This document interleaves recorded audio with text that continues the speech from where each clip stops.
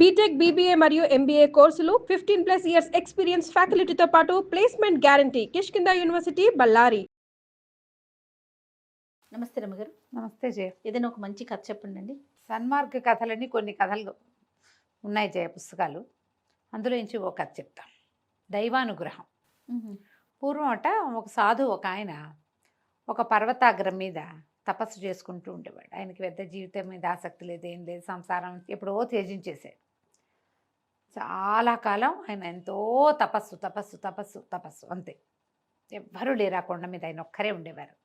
దిగి కిందకి కొంచెం ఒక పక్కకి దిగి అక్కడ ఏదో కోనేరు ఉంటే అక్కడ స్నానం చేసేవారు. స్నానం సంధ్యావందనాదులు అక్కడ ముగించుకొని ఏదో అగ్నికార్యం చేసుకుని తపస్సు చేసుకునేవారు. ఏదైనా దొరికితే తినేవారు. తపస్సే ఆహారంగా కూడా ఉండేవారు.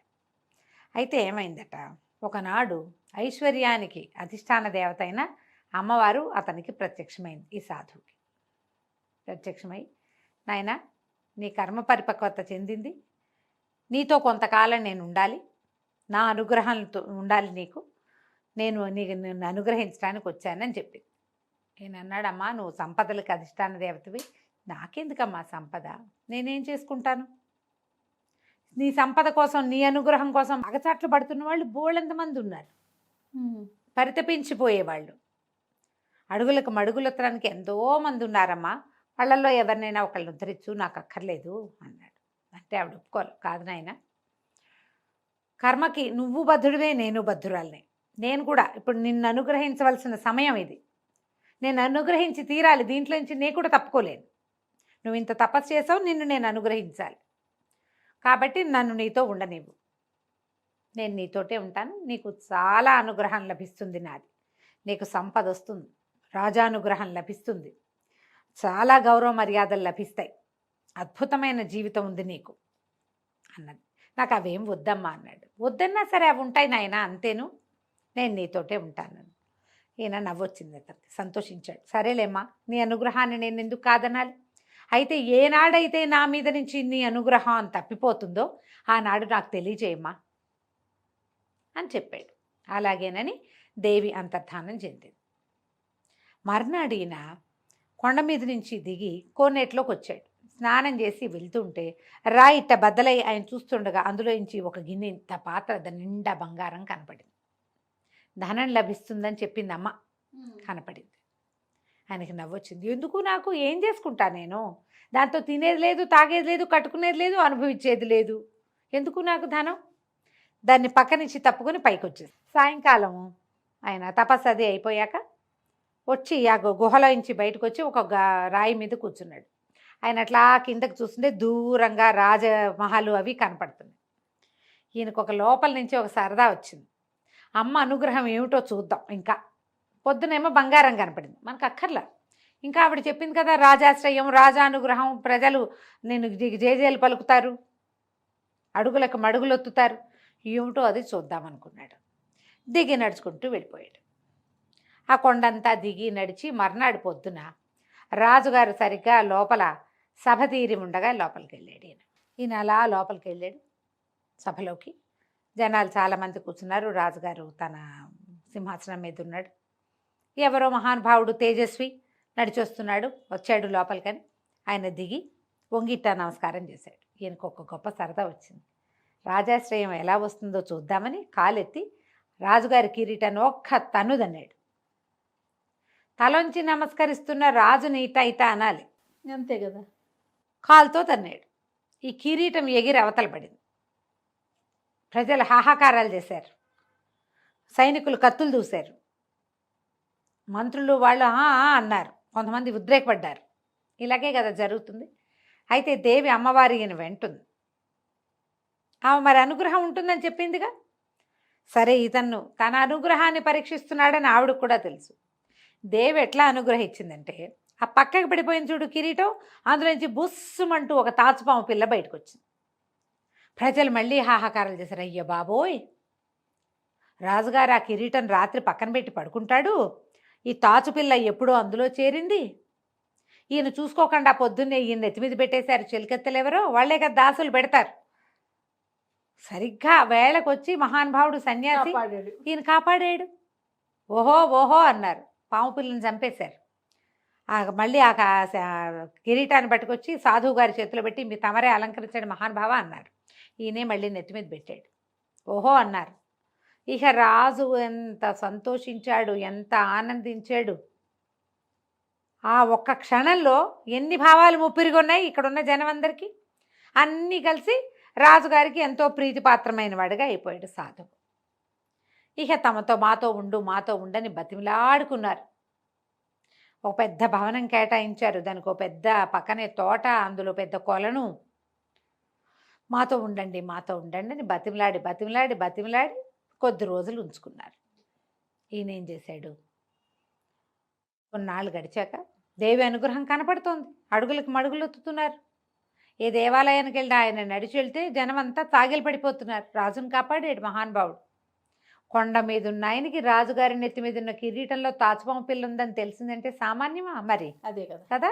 అయితే ఏమైంది, ఈయన చూడగా ఒక రోజు రాత్రి ఆయనకి ఏమనిపించింది, అసలు దేవి అనుగ్రహం ఇంకా ఎంత ఉందో చూద్దాం. అర్ధరాత్రి వేళ ఆయన తన భవనం విడిచిపెట్టి రాజుగారి అంతఃపురం లోపలికి వెళ్ళిపోయాడు. రాజు రాణి పక్కపక్కనే శయనించి ఉన్నారు. ఈయన వెళ్ళి ఆ పడుకున్న రాణిని రాజుగారిని చెంపలు వాయగొట్టేశాడు. రాజు రాణి నిర్ఘాంతపోయారు. వాళ్ళిద్దరిని రెక్కలు పుచ్చుకుని ఈడ్చుకొచ్చేసాడు బయటికి. తీసుకొచ్చి బయట పారేశాడు. కాపలా వాళ్ళు పరిగెత్తుకొచ్చారు, అంతఃపుర రక్షకులు పరిగెత్తుకొచ్చారు, తృతీయ ప్రకృతులు కూడా ఉంటాయి, వాళ్ళంతా కూడా వచ్చారు, ఈటలు బారు చేసి పరిగెత్తుకొచ్చారు. ఏదో జరిగిపోతుందని. ఇంతలో ఏమైంది, దేవి అనుగ్రహం ఈ ఏ భవనంలో అయితే రాజు రాణి పడుకుని ఉన్నారో అది కూలిపోయింది. ప్రజలంతా ఓహో అన్నారు. మళ్ళీ బాగుంది. ప్రజలంతా అసలు మామూలుగా కాదు.